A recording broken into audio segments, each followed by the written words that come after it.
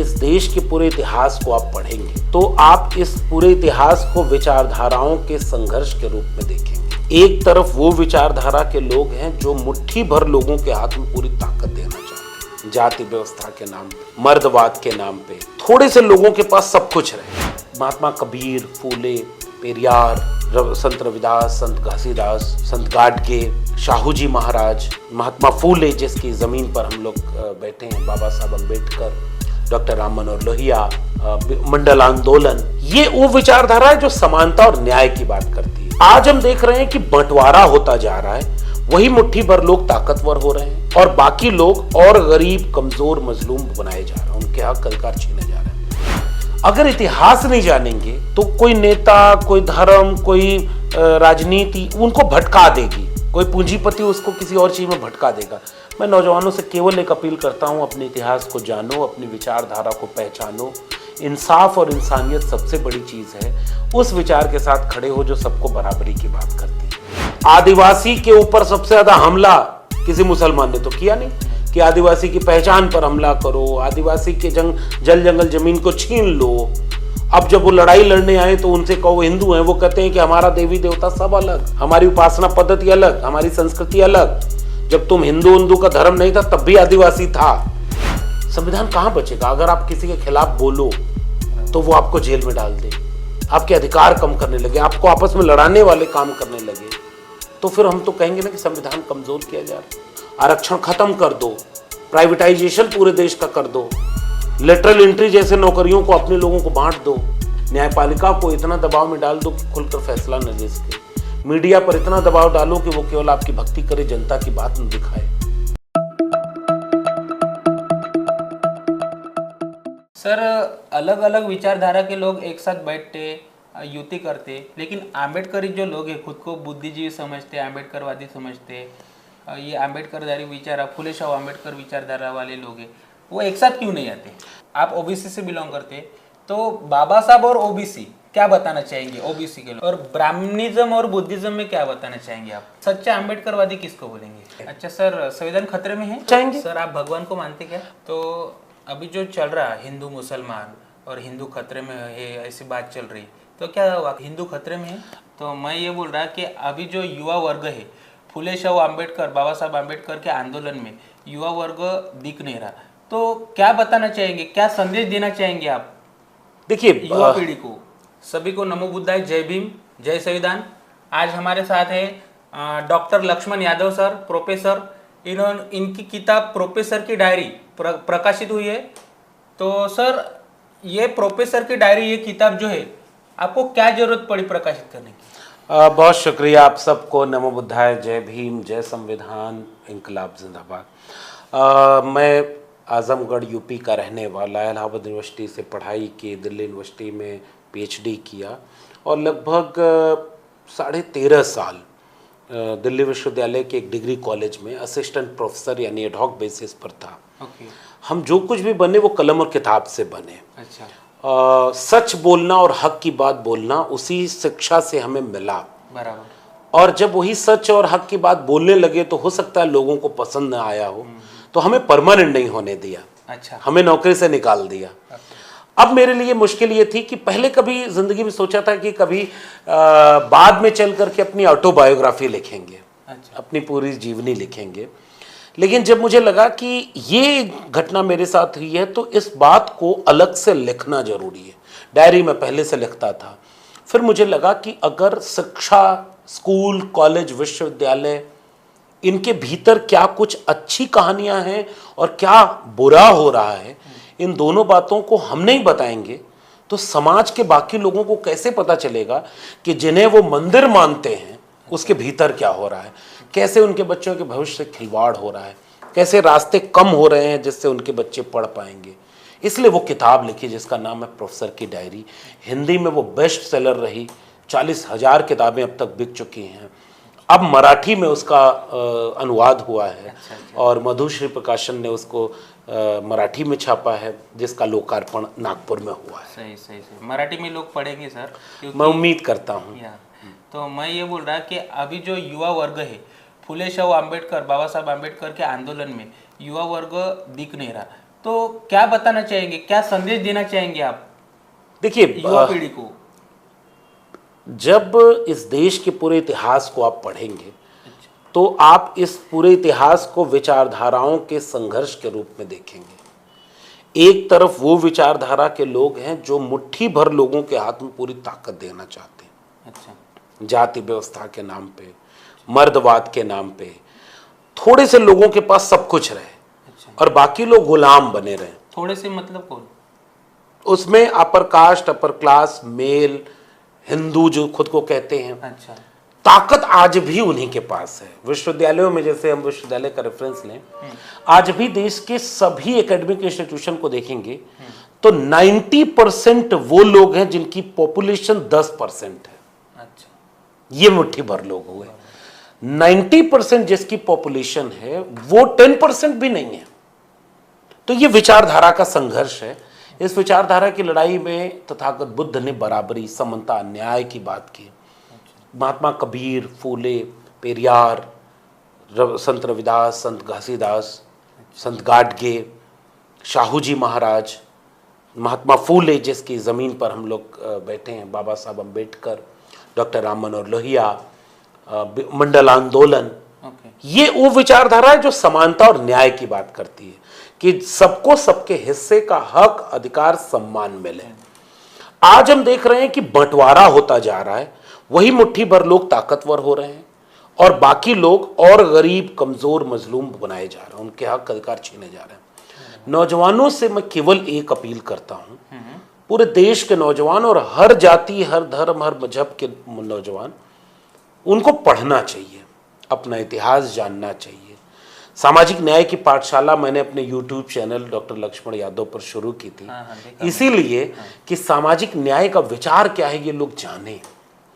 तो हम अपने नौजवानों को केवल ये कहेंगे कि अगर आप पढ़ेंगे नहीं तो आप, महात्मा फूले कहते थे, उन्होंने किताबें लिखी गुलामगिरी, गुलामों को गुलामी का एहसास करा दो, अपनी बेड़ियां वो खुद ब खुद तोड़ लेगा। तो हम चाहते हैं देश के नौजवान शिक्षा पाएं, डिग्री वाली ही नहीं, डिग्री वाली तो लें, उसके लिए प्रोफेसर की डायरी पढ़ें कि वो भी कैसे मुश्किल हो रही है। ऑनलाइन भी मंगा सकते हैं, हर तरह से मंगा सकते हैं, एक बार पढ़ें कि शिक्षा की अहमियत क्या है और अपने विचारधारा को जानें। उस विचारधारा को कि महात्मा फूले ने लिखा क्या, बोला क्या, लड़ाई कौन सी लड़ी, शाहू जी ने कौन सी कोशिश की थी कि समाज सबका बराबरी का बने, तमाम संतों महापुरुषों ने कोशिश की, बाबा साहब अम्बेडकर ने संविधान लिखा, डॉक्टर लोहिया और बाबा साहब मिलकर काम करना चाह रहे थे, मंडल आंदोलन में सब लोग मिलकर लड़ाई लड़ रहे थे। अगर इतिहास नहीं जानेंगे तो कोई नेता, कोई धर्म, कोई राजनीति उनको भटका देगी। कोई पूंजीपति उसको किसी और चीज में भटका देगा। मैं नौजवानों से केवल एक अपील करता हूं, अपने इतिहास को जानो, अपनी विचारधारा को पहचानो। इंसाफ और इंसानियत सबसे बड़ी चीज है। उस विचार के साथ खड़े हो जो सबको बराबरी की बात करती है। तो पढ़ेंगे तो अपने आप विचारधारा से जुड़ेंगे। बराबर जी। तो अभी जो चल रहा है हिंदू मुसलमान और हिंदू खतरे में है, ऐसी बात चल रही, तो क्या हिंदू खतरे में है? अब मैं पूछूंगा कि हिंदू है कौन? अच्छा, हिंदू अगर एक धर्म के लोग होते तो दलितों को मूंछ रखने पे मारा नहीं जाता। घोड़ी चढ़ने से कोई मुसलमान तो दलित को रोकता नहीं। मटका झाड़ू किसी मुसलमान ने पहनाया नहीं। ओबीसी को घर गंगा जल से धुलवाना, ओबीसी को जाति के नाम पर हाशिए पर रखना किसी मुसलमान ने तो किया नहीं। आदिवासी के ऊपर सबसे ज्यादा हमला किसी मुसलमान ने तो किया नहीं कि आदिवासी की पहचान पर हमला करो, आदिवासी के जल जंगल जमीन को छीन लो। अब जब वो लड़ाई लड़ने आए तो उनसे कहो हिंदू हैं, वो कहते हैं कि हमारा देवी देवता सब अलग, हमारी उपासना पद्धति अलग, हमारी संस्कृति अलग। जब तुम हिंदू का धर्म नहीं था तब भी आदिवासी था। जयपाल सिंह मुंडा को पढ़ा जाना चाहिए इस देश में, जब वो संविधान सभा की बहस में खड़े होकर कहते हैं कि मैं संधव घाटी सभ्यता का वारिस बोल रहा हूं। लोकतंत्र हमसे आपको सीखना चाहिए।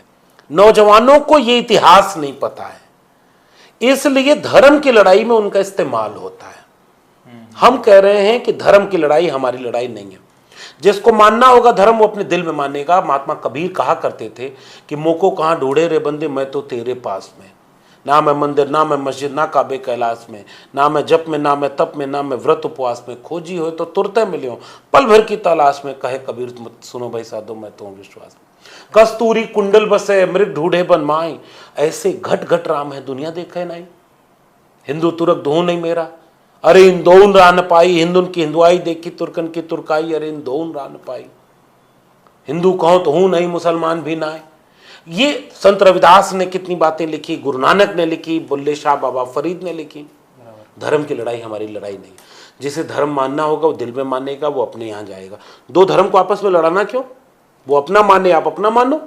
जो दोनों धर्मों को नहीं मानता वो अपना मानेगा, जो तथागत बुद्ध को मानता है वो अपना मानेगा। लड़ाई हमारी धर्म की है ही नहीं। लड़ाई शिक्षा की है, रोजगार की है, सम्मान की है, हक और अधिकार की है, बराबरी की है। किसी को जात के नाम पर तुम अछूत बनाते रहे, आज भी वो आईएएस बन जाए, वो राष्ट्रपति बन जाए, उसकी जाति नहीं जाती। ये क्या है? ये कौन से धर्म में लिखा है? और इंसान को इंसान से जो बांटे, हम ऐसे किसी धर्म को नहीं मानना चाहते। जो इंसान और इंसान के बीच मोहब्बत पैदा करे, लोगों को जोड़े। आप कुछ भी हैं, मैं कुछ भी हूं, हम दोनों अलग होकर के भी एक साथ मोहब्बत और प्यार से रहें, ये कबीर सिखाते हैं, ये संत रविदास सिखाते हैं, गुरु नानक, बुल्ले शाह, बाबा फरीद, चोखा मेला, बसवन्ना सिखाते हैं। तो इसलिए हम चाहते हैं कि ये धर्म की लड़ाई में हमारे देश के नौजवान न जाएं। आप बचाना है तो धर्म मत बचाओ, वो बचा हुआ है, उसके कोई नहीं बचाता। भगवान ने सबको बनाए होंगे, अगर तुम भगवान को मानते हो।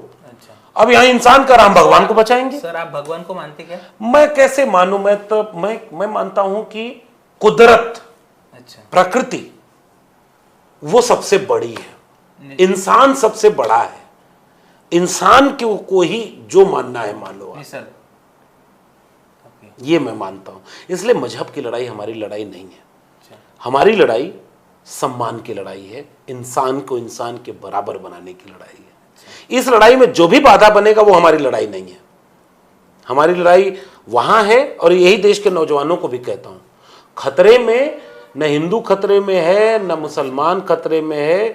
खतरे में है तो इस देश का संविधान खतरे में है, कलम किताब खतरे में है, शिक्षा खतरे में है। अच्छा सर, संविधान खतरे में है? ये तो देश के लोग समझ ही रहे हैं। अच्छा, ये तो सब लोग समझ रहे हैं कि संविधान अगर न होता तो बाबा साहब का दिया हुआ अधिकार हमसे छिन जाता। प्रोफेसर जेल में जाने लगे, रिसर्च स्कॉलर 400 दिन हो गया, 1000 दिन हो गए।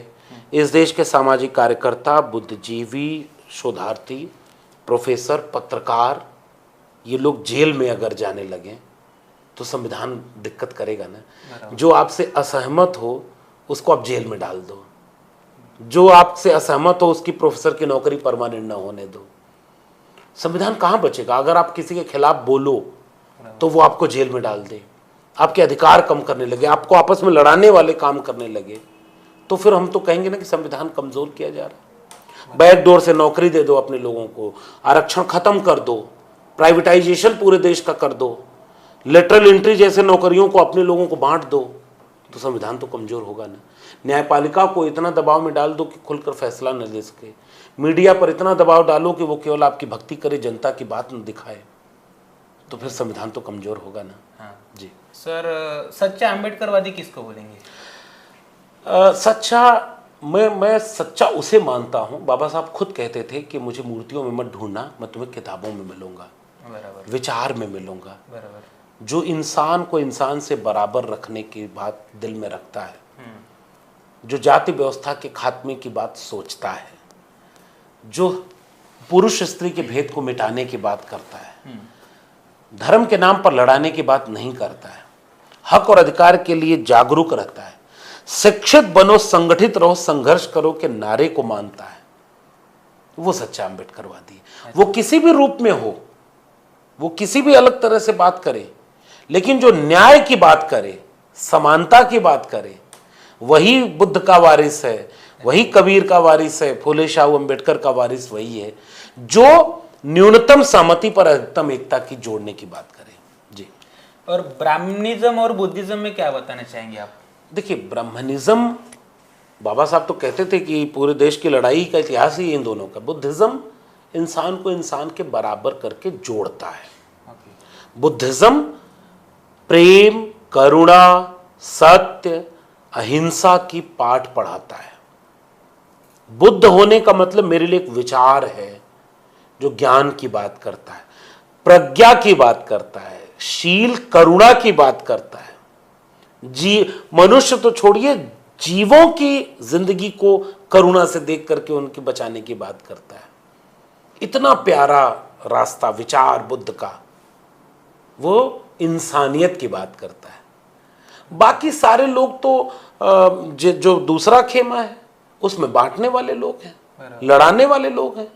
थोड़े से लोगों को ताकत में रखें, बाकी लोगों को आपस में लड़ाते रहो।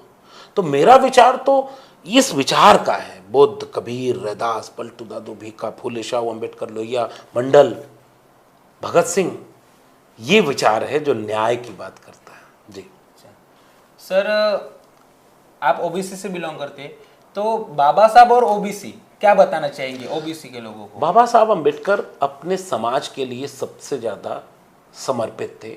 वो जानते थे कि मेरे समाज में मैं 32 डिग्रियां और ओरिजिनल डिग्रियां लेकर आया था, फिर भी मुझे सम्मान इतना नहीं मिला।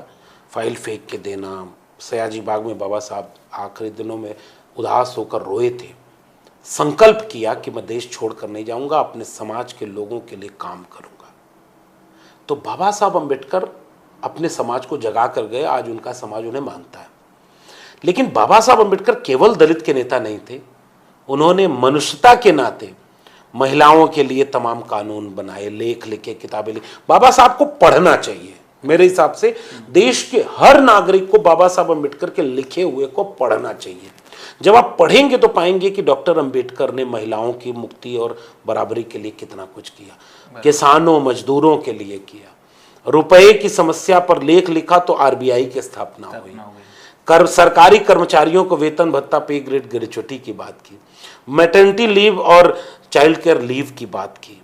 उसके बाद फिर किसानों को कर्जा माफ हो और उनको कैसे सुविधाएं दें, शिक्षा पर बजट का कितना ज़्यादा खर्च होना चाहिए, शिक्षा राज्य को देना चाहिए। ओबीसी के लिए आर्टिकल 340, आर्टिकल 15(4), 16(4).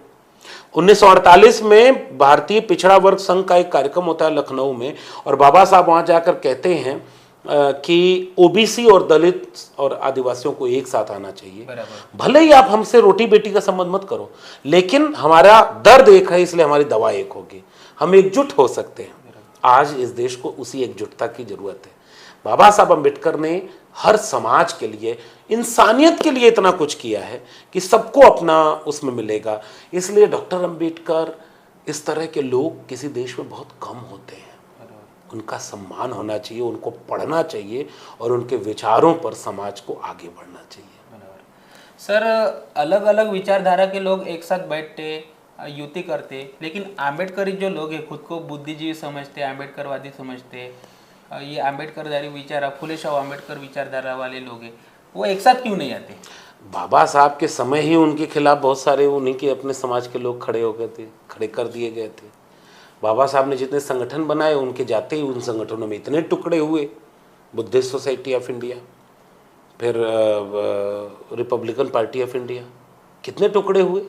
जितने संगठन बाबा साहब बना के गए, क्यों बाबा साहब ने इसलिए कहा कि बड़ी मुश्किल से कारवां यहाँ तक लाया, आगे न ले जाओ पाओ तो यहीं छोड़ देना। लेकिन सब टुकड़े में बटे। मानवर कांशीराम ने बामसेब बनाया, उसके बाद कितने टुकड़े बामसेब के हुए।